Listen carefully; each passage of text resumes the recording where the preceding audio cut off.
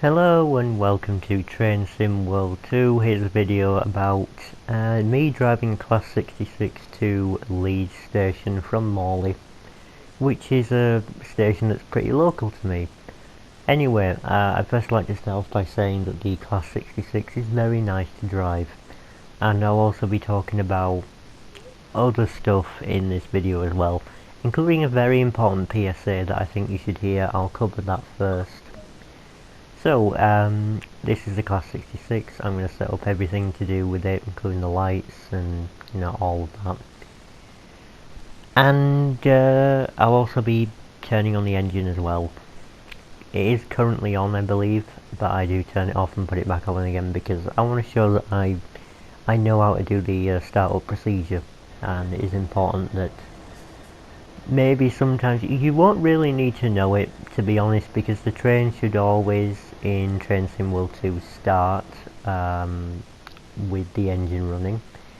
But if for any reason that it doesn't start with the engine running, you can follow that procedure. There are manuals available for all the trains, but that is honestly a bit of a personal gripe of mine to do with Train Sim World in general. The manuals do cover things like the startup procedure and all of that. However, they are not included with the game, they are included online. So Dovetail Games, the developer, basically make manuals for the content that's in the game, although usually they don't drop until, I don't know. I generally don't know how long it takes them to make these manuals or to release them, but you will have to do a little bit of digging around to go and find them. There is a section on the Dovetail Games forums where you can find pretty much all of the manuals that are currently available. There's some forum users who do put them into that thread there, so if you want to go find them, they are on there. But that is one of my main gripes, is that they are external to the game, so they're not actually included with the game. And that sucks, because beforehand I didn't actually know that they were online, so I was kind of thinking, well, where are these manuals then? Are they actually in the game? Are they some sort of collectible? Am I missing something? No, they're on an external device, i.e. your phone or your computer or laptop or whatever. Anyway, I do wish that Dovetail would include them with the game, or include them in a tutorial. The tail lights for some reason aren't working this time around. That's annoying. But, yeah. That's a shame. But yes. Let me just go ahead and cover my little PSA. So my PSA revolves all around electrical systems being used on the railways. It's very important to understand that trains get their power from 3 different ways in the modern age. They either use diesel engines, which is, obviously burning the fuel diesel to produce the power. They get it from overhead catenaries via a pantograph, and the catenary is basically just the electrified lines that run over railway lines. So you shouldn't touch those, don't touch them, because they do have a very, very high voltage. Oh, I must have been mistaken, I don't start the engine back up. It was already started the whole way through. But yeah, don't touch the catenary. There is a heck of a lot of voltage in those lines. Just don't touch anything electrical. That is my general advice for everything. Or the third way is by using a third rail. Now there is no third rail on this route here. There's only 2. And I don't know in the modern world whether this route, because I do live nearby this route itself, I don't know whether they have put in a third rail. So what is the third rail? What is that, if you're asking that question? Third rail is the place where trains will get their power from if there's no overhead line and they require electricity. So the third rail is always electrified. and that means that there's electricity running through it, and you can always distinguish them by the fact that there's no wooden or any other, there's no sleepers in between them, so the wooden spaces, or sometimes it's concrete. I think nowadays it's usually concrete for the sleepers. And yeah, you don't touch that line because that has the same voltage running through it that a overhead catenary would have. And I believe that's even higher voltage than what comes out of your plug socket or your... I don't know, do they have a different name for plugs in the United States? Or do they just call them plug sockets? The place where you plug in something to get power, you know. They have a lot more voltage than that. So I would not touch that either if there's a third rail. And it is important to know that even though there is no third rail on this line, if you select the off the rails option in Train Sim World 2, you can drive anything on any line, regardless of whether it's set up to handle what you are actually driving. So this has no pantograph, this train doesn't have a pantograph, it just uses a diesel engine to get power. So even if we had a catenary, we couldn't use it. There is no catenary on this route, and there is no AWS, there is no third rail. But everything will run on it if you select the off the rails option. Which is basically, I want to use a train that wasn't set up to run on this line, or this line isn't set up to run with this train. So yeah, you can do that if you want to. Or if you want to just use trains that are compatible with this route, then by all means just leave the off the rails option unchecked and it'll work just fine for you, depending on what you really want to do. Though to be honest, I'll always use off the rails because I just like the ability of driving anything anytime I want on any route. So that's nice. I'm glad that they implemented that feature. I'm going to be making full use of it in my videos, because normally this train wouldn't run on this route.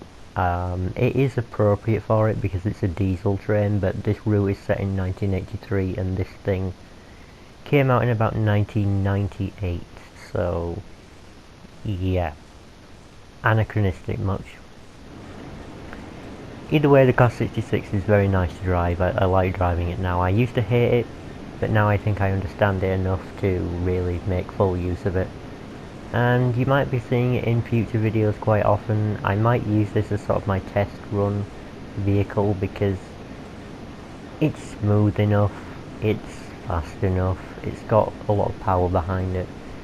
It's not like, it's not going to ever pull any passenger cars, but you know, it's just nice to drive, I think. Very smooth and easy to learn, if you know how anyway. And maybe I'll release a tutorial or two for some of the locomotives in this game. I don't really want to cover them all, because I think that it's a bit difficult to do tutorials. It's a bit difficult to get the right sort of tone and voice to do tutorials. It's difficult to plan everything out, giving me the right amount of time to speak and all that, unless I do everything live, in which case I might mess a few things up, and I don't want to be giving you the wrong advice or the wrong steps. So yeah, we'll just see what happens if I release those or not. But yeah, I have learned pretty much everything there is to know about this locomotive that I'm driving today, so pretty familiar with it. And there is a reason why I mentioned power delivery methods on the railway. First of all, it's for safety, so remember, do not touch the third rail if there is one. If you go to a railway line and you count 3 rails or 6, don't touch the one that's not connected by sleepers. Or better yet, just stay away from them and use a proper crossing point, which is usually a bridge over the line, which is safe. You know, that's the safest you're ever going to get. And that's totally fine because the train's not going to hit you, you're not going to touch anything electrical, you're not going to get zapped or hit at 1,000,000 miles an hour, so that's important, being safe. And also, I want to mention it because it does have something to do with the next update that we're going to be getting, the next DLC. And that is a paid for DLC. None of the updates that are included with Train Sim World are to do with actual content. They're more to do with fixes. So if you get a download, and if you basically just get a download, it will be for patches and fixes. Buying DLC you have to pay for, obviously. And that is Southeastern High Speed. I'm excited for it. I think it looks good. Some users were saying, oh, this looks a bit crap. I'm a little bit disappointed with this. But that is mostly because they were reusing sounds from a previous train that we have, and also because it wasn't entirely finished. Okay, the dev build, it wasn't finished 100% at the time when they were doing the stream, the preview. So people were just kind of complaining about things that they saw that were, I guess, inaccurate to the real life route, or things being the wrong colour, the wrong sort of placement, something missing from the route. In my personal opinion, I don't think any of that matters to me. It doesn't matter to me. End of story. I don't really care if the sounds are 100% accurate, as long as there is sound there in the game.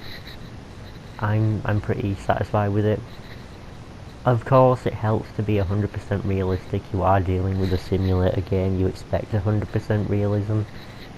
But for me personally, if it takes them a while to fix things, and I'm not really too bothered, as long as it's in a playable state by the time I get the DLC downloaded, pay for it, you know. I'm paying actual money, so I want it to actually work. As long as it works, then I'm cool with it, and I will be doing a stream when I pick that DLC up, so don't you worry about that.